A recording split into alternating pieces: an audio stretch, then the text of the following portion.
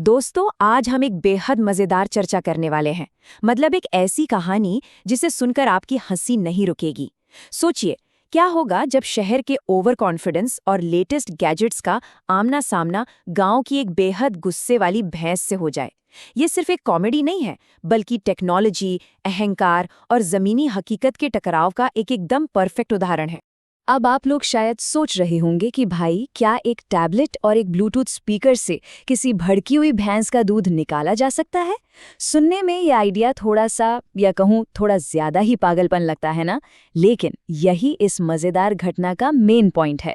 जब कोई silicon valley के स्मार्ट सॉल्यूशंस को गांव के एक देसी डेयरी फार्म में लगाने की कोशिश करता है, तो आखिर नतीजा क्या होता है? आज हम यही समझेंगे। देखिए, यहाँ सीधा टकराव दो बिल्कुल अलग दुनियाओं का है।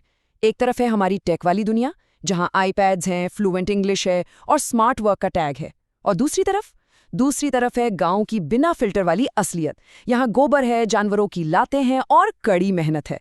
हमारे आज के हीरो, या कह लीजिए शिकार, है रमेश शर्मा जी, एक सरकारी बाबू जो अपनी चमचमाती ट्रैक सूट पहने शहर के पूरे एटीट्यूड के साथ इस देसी सच्चाई से टकराने वाले हैं। तो ये सारा किस्सा शुरू कहाँ से हुआ? शर्मा जी के साले साहब ने बस एक छोटा सा ताना मार दिया। उन्होंने हंसते हुए कहा, जीजा जी, शहर के एसी कमरे में कंप्यूटर चलाना तो बड़ा आसान है, कभी गांव आकर हमारी नई भैंस को संभालो तो माने। बस फिर क्या था, शर्मा जी की ईगो पर सीधी चोट लग गई। उन्होंने वहीं खड़े खड़े बड़े गर्व से वादा कर दिया कि वो इस काम को एकदम स्मार्ट तरीके से चुटकी बजाते ही पूरा कर देंगे। अब स्मार्ट काम करना था तो शर्मा जी ने इंटरनेट का सहारा लिया।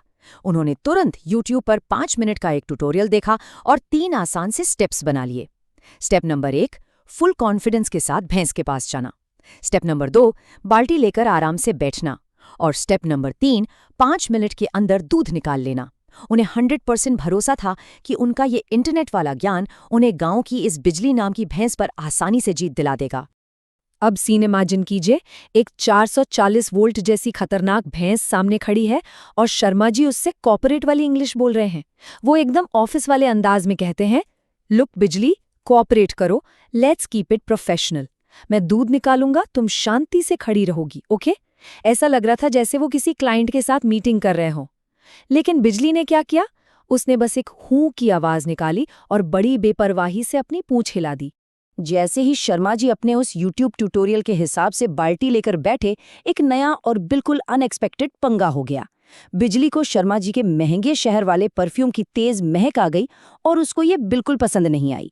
माहौल में अचानक से एक अजीब सा तनाव पैदा हो गया। ऐसा लग रहा था कि हवा में बारूद बिखरा हुआ है और अब किसी भी पल धमाका होने ही वाला है। और सच में धमाका हुआ भी। जमीनी हकीकत ने इंटरनेट ट्यूटोरियल को पहली फुर्सत में ही धराशाही कर दिया। बिजली ने अपनी भारी भरकम पूंछ घुमाई और सीधे शर्मा जी के चेहरे पर एक जोरदार थप्पड़ जड़ा।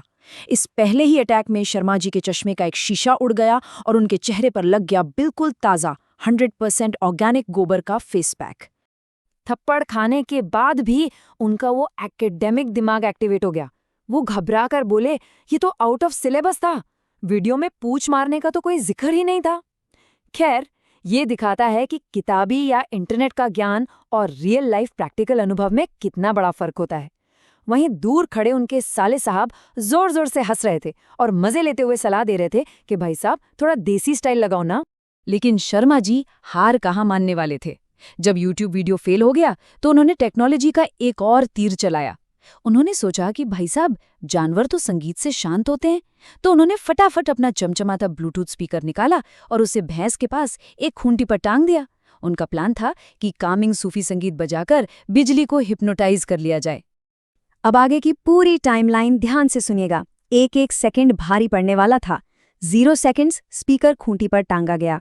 15 सेकंड्स शांत सूफी म्यूजिक शुरू हुआ। सब ठीक लग रहा था। शर्मा जी चौड़े होकर मुस्कुरा रहे थे। लेकिन 40 सेकंड्स पर अचानक टेक्नोलॉजी ने धोखा दे दिया। ऑटो प्ले फीचर ऑन था और गाना चेंज हो गया। सीधे हेवी बेस वाला डीजे वाले बाबू शुरू। और 46 सेकंड्स पर क्या हुआ? पूरी तबाही। जैसे ही वो भयंकर हेवी बेस वाला गाना बिजली के कानों में पड़ा, उसकी आंखें गुस्से से लाल हो गईं। जो बेचारा जानवर अभी शांति महसूस कर रहा था, उसे अचानक लगा जैसे उसके कानों के पास किसी ने रॉक कॉन्सर्ट लगा दिया हो। और इसका नतीजा, एक ऐसी जोरदार लात आई जिसमें सचमुच 440 वोल्ट का करंट महसूस हुआ होगा। उस झटके के बाद का मंजर मैं क्या ही बताऊं। दूध की बाल्टी हवा में 10 फुट ऊपर उड़ रही थी। वो महंगा ब्लूटूथ स्पीकर उड़ता हुआ सीधे गोबर के ढेर में जा घुसा, और हमारे शर्मा जी वो हवा में पीछे की तरफ गुलाटी मारते हुए सीधे अपने साले साहब की बाहों में जा गिरे।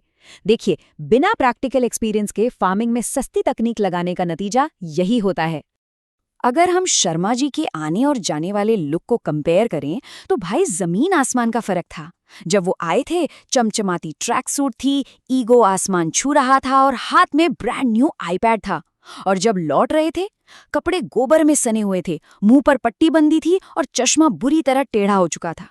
हमारे शहर के बाबू को गांव के असली रंग ने पूरी तरह से रंग दिया था। आखिरकार पट्टी बंधे शर्मा जी ने अपने साले से मान ही लिया। कहने लगे, भाई तुम्हारी ये बिजली तो साक्षात 440 वोल्ट का झटका है। मेरा आईपैड और मेरी अंग्रेजी इसके सामने पूरी तरह से फेल है। उनका अहंकार अब जीरो हो चुका था। उन्हें समझ आ गया था कि ग्राउंड रियलिटी आखिर क्या होती है।